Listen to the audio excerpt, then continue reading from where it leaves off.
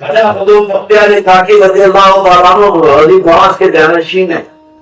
سبحان قطبی نام ہے, خود قطب ہیں اور نام بھی قطب ہے. اور بادشاہ جو تھا حضرت کا مرید تھا, اور ایسا مرید نہیں تھا. جب ہاتھی کی اماری پہ نکلتا تھا تو ایسی اماری بنایا تھا ہاتھی پہ کہ اوپر حضرت خواجہ قطب کو بٹھاتا تھا, اور جہاں حضرت کے پاؤں ہوتے تھے وہاں اس کا سر ہوتا تھا. سبحان اللہ سبحان نیچے بیٹھا تھا, حضرت کے دونوں پاؤں اس کے سر پہ رہتے تھے. اس شان سے وہ نکلتا تھا.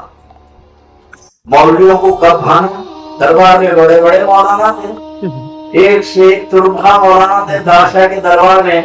بولے یار کچھ بھی کر لے, یہ خواجہ قطب کی غلامی سے نہیں کر رہا, ان کو ہٹائے تک ہماری روٹی نہیں چلتی. کیا بات, حضرت ہٹنا اس کے پاس سے, کیسا ہٹنا, انہیں تو اگر یہ غلام ہے بادشاہ سلطان ٹولا, ان کا تو اگر یہ غلام ہے. تو سازش کرے مولوی, ایک عورت کو پٹائے, حاملہ کو, 9 مہینے کا حمل تھا, اس کو پیسے دے کے اشرفیاں دے کے بولے کچھ بات کر ہم تجھے بچا دیں گے. جب بادشاہ کی سمجھ نکل رہی ہو تو تم فریاد کرنا کہ بھائی لڑ گئی, میرے پیٹ پہ ناجائز بچہ ہے. اور بادشاہ اگر پوچھے تو بولا اوپر بیٹھے ہیں ان کا ہے. اب بادشاہ کی سواری نکل رہی ہے, ہزاروں آدمی اس دربار کے لیے کھڑے ہیں. چیخنے لگی جہاں بنا میرے ساتھ انصاف ہونا چاہیے, میں لڑ گئی, تباہ ہو گئی. تو بادشاہ جو ہے ہاتھی کو بٹھوایا, بولے تیرے ساتھ انصاف ہوگا, کر فریاد کیا ہے. بولے میرے پیٹ پہ ناجائز بچہ ہے اور مجھے انصاف ہوگا. بادشاہ نے کہا کہ کون ہے وہ شخص, تو مجھے میری زبان تھر تھرا رہی ہے نام بتانے سے. بولے تو ڈر مت, جس کا بھی نام ہو بتا دے, اگر بھائی بھی ہوں تو میرا نام بتا دے, ہمت نہیں تو ٹھیک ہے. یہ حضرت کی طرف افیکٹ ہوتی ہے. بادشاہ کے تو پاؤں کے نیچے سے زمین کو کیا گھستی ہے, پیر کی طرف ہو گئی. تھوڑی دیر کے لیے رکا, اپنے پیر مرشد کی طرف دیکھا. حضرت نے فرمایا مصطفیٰ کی شریعت کا احترام کر اور مجرم کو کٹہرے میں کھڑا کر. شریعت اس بات کی اجازت نہیں دیتی کہ میں تیرا پیر ہوں یا کیا ہوں, تو میرا مرید ہے. رسول اللہ کے دین کی حفاظت کرنا ہے, اب انصاف تجھے کرنا ہے. تو کہا کہ حضور کیسے کروں, کیسے کروں. تو بولے جب شریعت کا تقاضا کر, گواہ مانگا.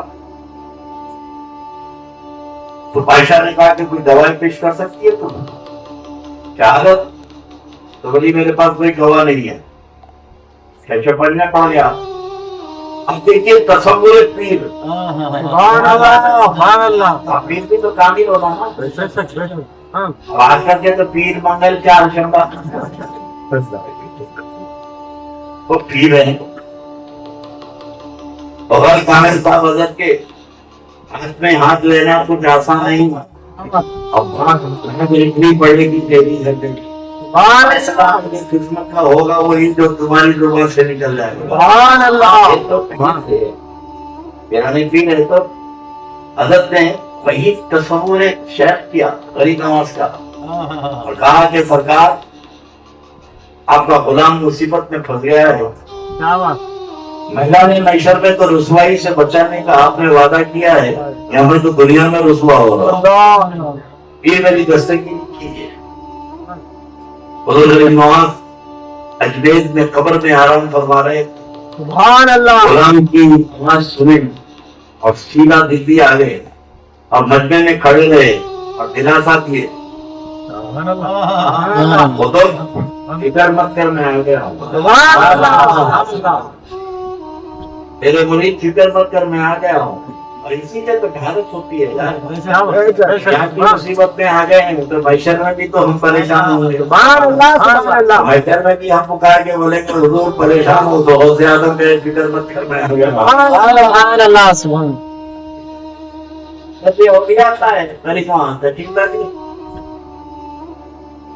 कुतुब की तरफ बोले को उतर और ये लकड़ी लेके दे दी, इसके पेट पे मार हल्का, क्या बात इसके पेट पे मार, जो पेट पे है वो बोलेगा इसका बाप कौन है। सुभान अल्लाह सुभान अल्लाह और पीठ की जब तमानियत हुई तो ख्वाजा कुतुब ने छड़ी लेके पेट पे रखा।